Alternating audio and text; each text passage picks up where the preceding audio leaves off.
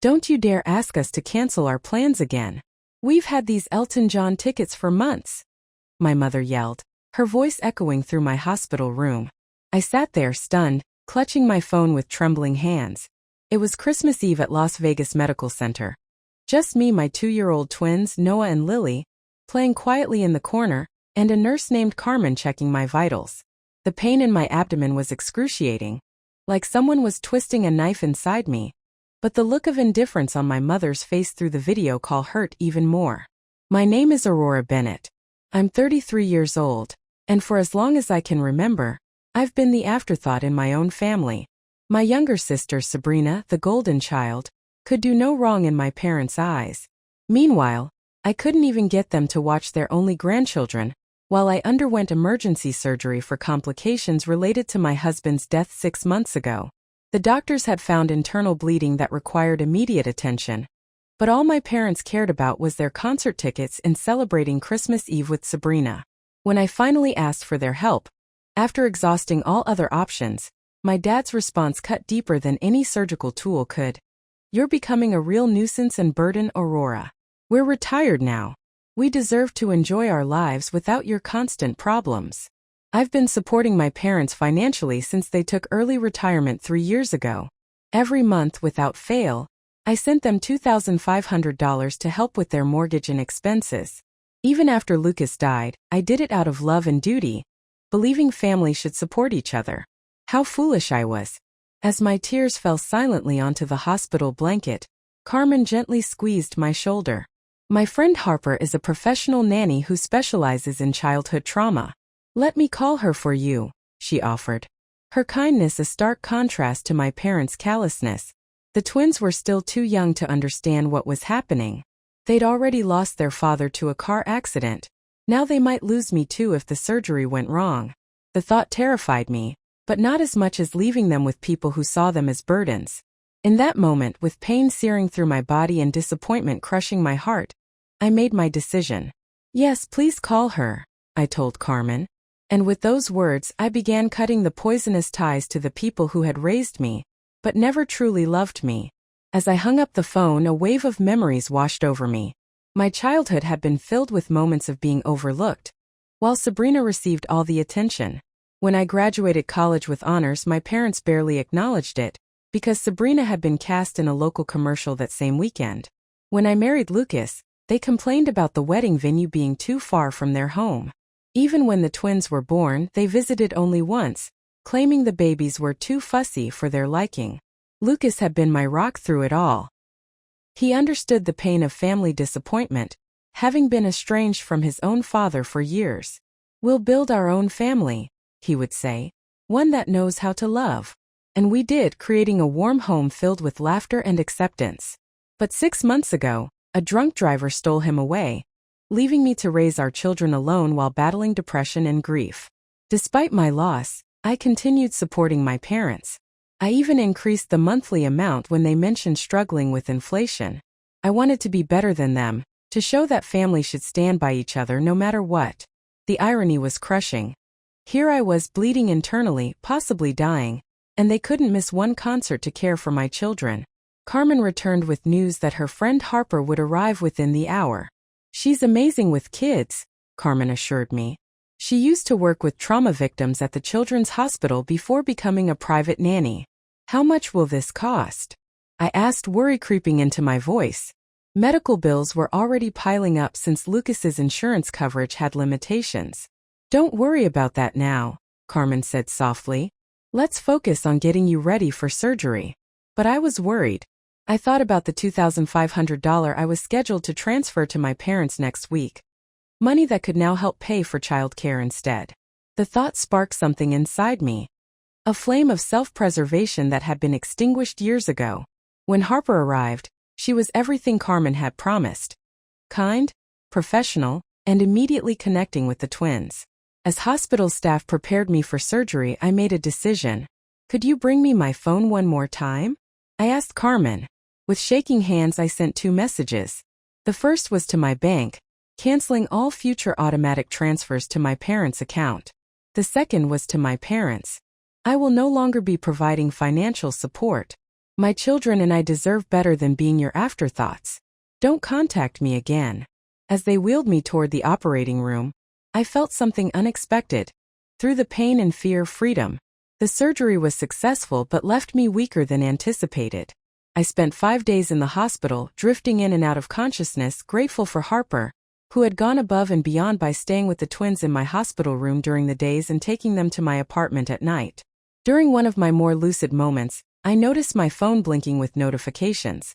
27 missed calls and numerous text messages from my parents and Sabrina. Most of the messages followed a predictable pattern: confusion, then anger, then desperate pleas about their mortgage payment. Not once did they ask how my surgery went, or if the twins were okay. The final message from my father was particularly telling. You can't just cut us off like this. We've planned a cruise next month, and the tickets are non-refundable.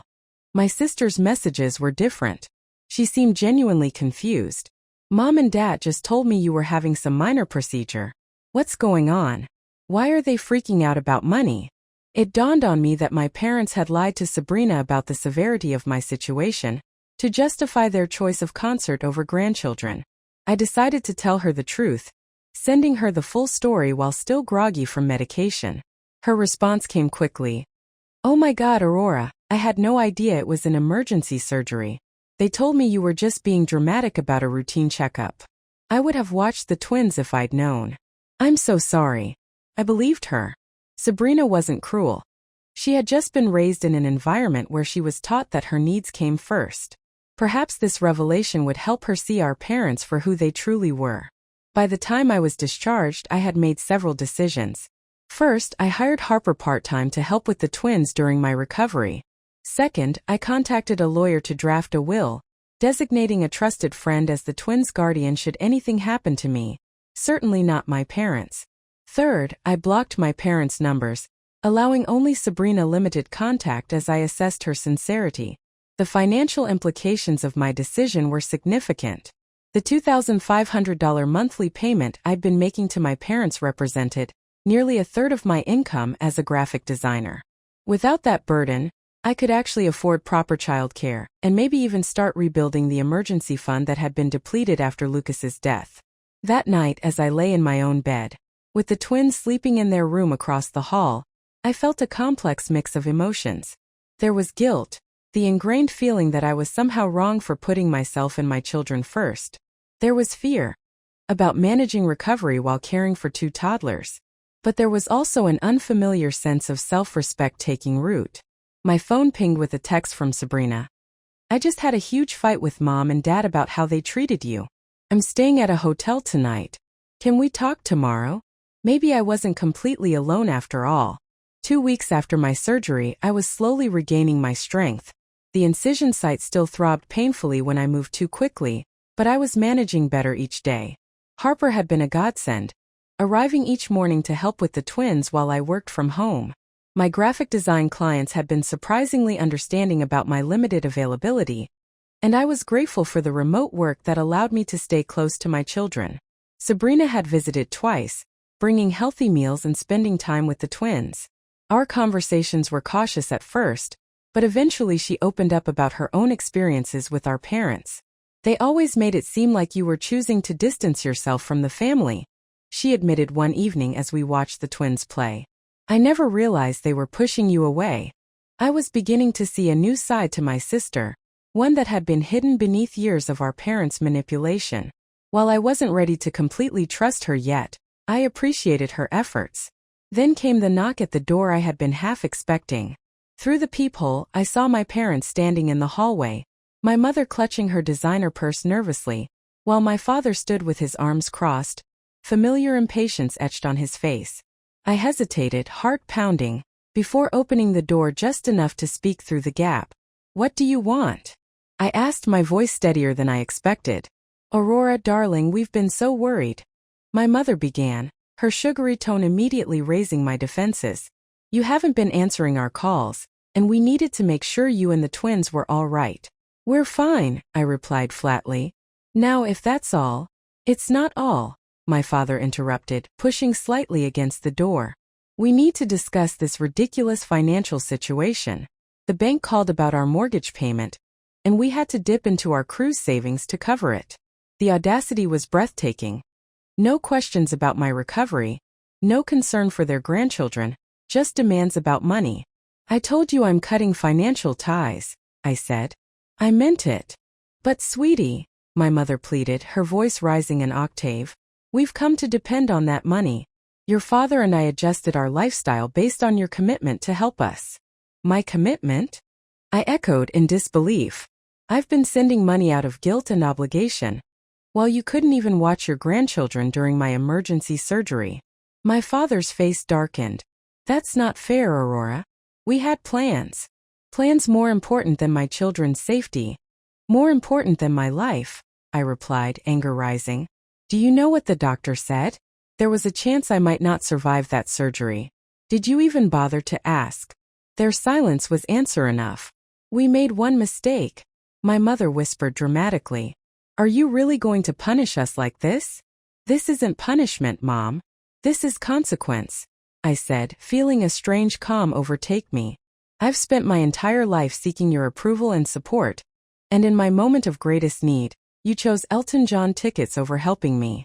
We're your parents, my father interjected, his tone shifting to demand respect. And I'm a parent too, I countered. I would never treat Noah and Lily the way you've treated me. Never. Just then, Lily toddled into view, clutching her stuffed giraffe. My mother instantly switched tactics. There's my precious grandbaby, she cooed, bending down. Grandma brought presents. Lily, unfamiliar with these relative strangers, backed away and looked at me with uncertainty in her eyes. I think you should leave, I said quietly. When I'm ready to talk, if I'm ever ready, I'll reach out. But the money, my father started, is no longer your concern, I finished, gently closing the door. The next morning my parents returned with reinforcements. My mother's sister, Aunt Marjorie, who had always positioned herself as the family peacemaker. Aurora, honey, let's be reasonable, Aunt Marjorie pleaded from outside my door, which I had not opened. Your parents are struggling without your help. They managed their finances for decades before I started helping them, I replied through the door. They chose early retirement knowing their savings weren't adequate. My mother's voice broke in. We made those decisions because you promised to help us. We've had to cancel our cruise, and now we might lose the house. Their attempts at manipulation were so transparent now that I'd stepped back from the fog of guilt they'd wrapped me in for years. When had I ever promised lifetime support? I'd offered to help temporarily after their retirement, but somehow that had evolved into an expected permanent arrangement. Mom, Dad, I'm recovering from major surgery and caring for 2 toddlers. This conversation is over, I said firmly, walking away from the door, ignoring their continued knocking and pleading. Later that day, I received a group email from my father, addressed to the entire extended family, detailing how I had abandoned them in their time of need, after they had sacrificed everything for me. The email conveniently omitted their refusal to help with the twins during my emergency surgery, instead painting me as an ungrateful daughter who had suddenly cut them off without reason. What they hadn't anticipated was the backlash. My cousin Evan, who lived near my parents, replied to the group. Uncle Robert, didn't you just buy a new boat last month? And Aunt Diana, wasn't that a new diamond tennis bracelet you were showing off at Thanksgiving? Other family members chimed in, many privately messaging me to ask for the full story. Even Aunt Marjorie called me directly after learning the truth. I had no idea about your surgery, she admitted. They told me you were just being dramatic about some routine procedure and using it to punish them financially. Meanwhile, Sabrina had fully taken my side after witnessing our parents' behavior firsthand. She helped me craft a single factual response to the family email thread, stating, I recently underwent emergency surgery with a significant risk of complications. My parents refused to watch my children during this time because they had concert tickets. I am now focusing on my recovery and caring for my twins without additional stress. The support that followed was overwhelming. Evan's wife dropped off home-cooked meals. A second cousin I barely knew offered her services as a part-time babysitter free of charge. Sabrina started spending weekends at my apartment, getting to know her niece and nephew while helping me recuperate. Most surprisingly, Carmen from the hospital connected me with a support group for young widowed parents.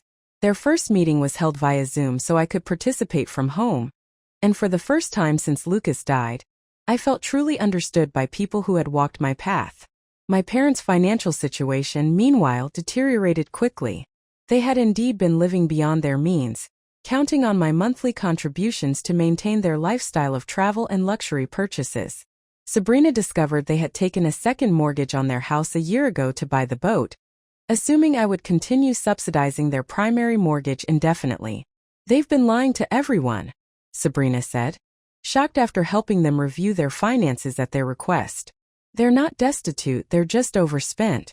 They'd be fine if they sold the boat and the vacation timeshare. Their increasingly desperate voicemails and texts continued, but with each passing day, their hold on me weakened. I was building something new from the ashes of their betrayal. A genuine support network based on mutual care rather than obligation. 1 month after my surgery, a major unexpected twist occurred. My parents received a foreclosure notice. Sabrina called to inform me, her voice a mix of concern and exasperation. They're in complete panic mode, she said. The bank is giving them 60 days to catch up on payments, or they'll lose the house. What about their retirement funds? I asked, bouncing Lily on my knee while Noah napped. Mostly depleted. They spent a chunk on that boat, then invested the rest in some scheme Dad's golf buddy recommended. They lost almost everything, Sabrina sighed. I'm not saying you should help them, Aurora. I just thought you should know. That evening, I received desperate texts from both parents, now abandoning all pretense of concern for my well-being and openly begging for money. My mother wrote, "We never thought you'd actually cut us off. We assumed you were just angry and would start sending money again after a week or two. The assumption that my boundaries weren't real infuriated me. All those years of putting their needs before mine, of swallowing their mistreatment, they had never respected me at all. Meanwhile, my own life was transforming in unexpected ways. The support group became a lifeline, connecting me with other parents facing similar challenges. Through them, I met Renee, a real estate agent whose husband had died of cancer 2 years earlier, leaving her with a 3-year-old son. She helped me consider options I hadn't thought possible, like selling my too-small apartment and using the equity to move to a more affordable neighborhood with better childcare options. I also started a small side business designing memorial websites, inspired by the one I created for Lucas. Several members of my support group commissioned sites and word spread. For the first time since becoming a widow, I felt a sense of purpose beyond mere survival. The contrast between my growth and my parents' collapse became even more apparent when they showed up unannounced at my apartment again, this time with a detailed spreadsheet of their debts. "We need $144,000 to catch up on the mortgage and avoid foreclosure," my father explained, his usual authoritative tone now tinged with desperation. I invited them in, not out of obligation, but because I was curious to hear their perspective now that they were facing real consequences. "What about selling the boat?" I asked, gesturing for them to sit at my small dining table. "We'd take a loss," my father protested. "And the timeshare?" "We've tried, but the market is terrible," my mother added quickly. "Besides, those are our retirement luxuries." I almost laughed at the absurdity. "Luxuries you can't afford." "We could afford them with your help," my father countered, his tone hardening. "It's the least you could do after everything we've done for you." "What exactly have you done for me?" I asked quietly, the question hanging in the air like a challenge. Noah and Lily chose that moment to toddle into the room. Noah clutching his favorite truck, Lily babbling happily. My parents' expressions softened instantly. "There are our precious grandbabies," my mother cooed, reaching for Lily, who promptly hid behind my legs. "They don't know you," I said simply. "You've seen them, 3 times in their lives? You chose not to be involved." "That's not fair," my father protested. "We're busy people. Too busy for your only grandchildren. Too busy to help your daughter through emergency surgery. But not too busy to ask for money," I observed. "That says everything about your priorities." My mother's face crumpled. Whether from genuine emotion or calculated manipulation, I couldn't tell anymore. "Without your help, we'll lose everything," she whispered. "I lost my husband," I replied, my voice steady. "My children lost their father. We survived. You'll survive too." 3 months after my surgery, my parents faced the inevitable. They were forced to sell their house to avoid foreclosure. Sabrina kept me updated on their situation, though I maintained my distance. They had managed to find a modest condo, significantly downsizing from their 4,000 square foot lakefront property. My father reluctantly sold his boat at a loss, and they finally unloaded the timeshare for a fraction of what they'd paid. They're actually blaming you for their financial problems in front of everyone, Sabrina told me during one of her weekly visits. It's bizarre to watch. They tell anyone who'll listen that you abandoned them after promising lifelong support. Let them talk, I said, feeling surprisingly unbothered. The truth speaks for itself. And it did. My extended family had largely rallied around me after learning the full story. Even my father's sister, who had always taken his side in family disputes, called to express support once she heard they refused to help during my surgery. Meanwhile, my own situation improved dramatically. Renee from my support group helped me find and purchase a small 3-bedroom house in a family-friendly neighborhood. The mortgage payments were actually less than my apartment rent had been, and the twins had a backyard to play in for the first time in their lives. My side business, designing memorial websites, had grown enough that I could reduce my graphic design client load and focus on work that felt meaningful. Harper still helped with childcare 3 days a week, but I adjusted my schedule to maximize time with Noah and Lily. Most importantly, I found a community.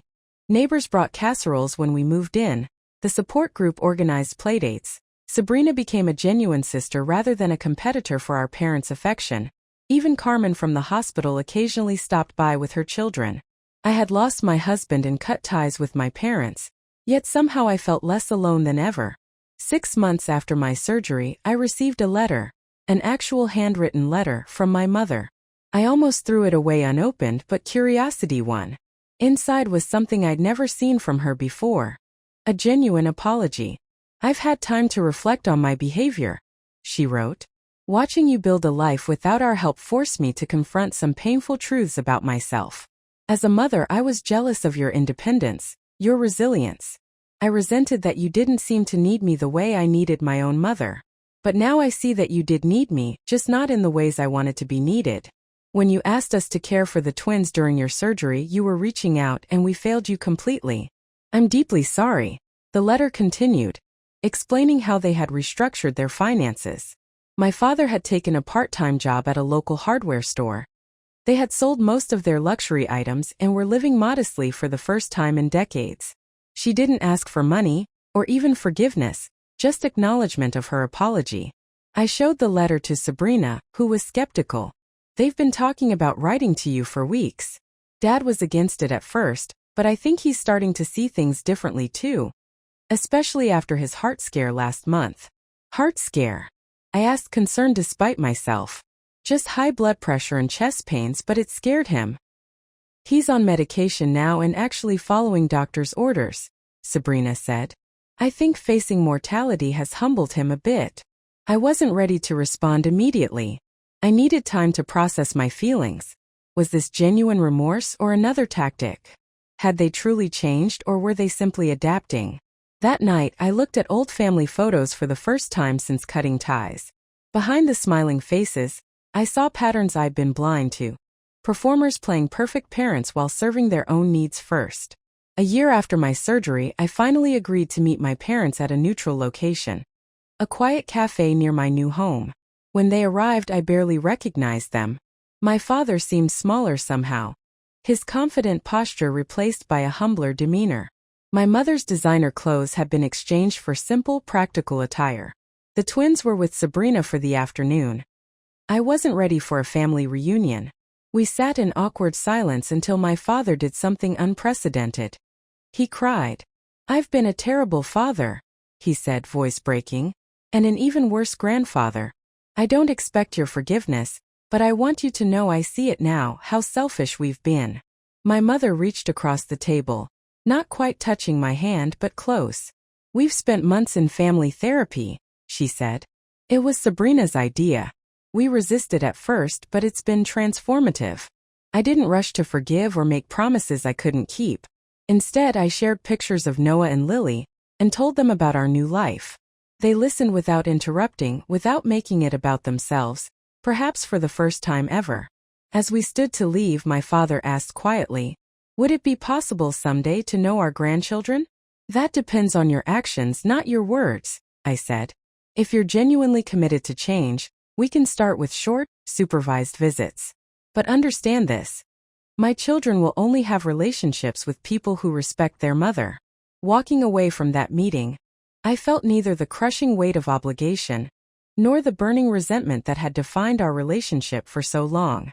Instead, I felt something new, the calm assurance of a woman who knew her worth, who had created boundaries and would enforce them without apology. Whether my parents could truly change remained to be seen. But I had already transformed, from a daughter desperate for approval into a mother fierce in her protection and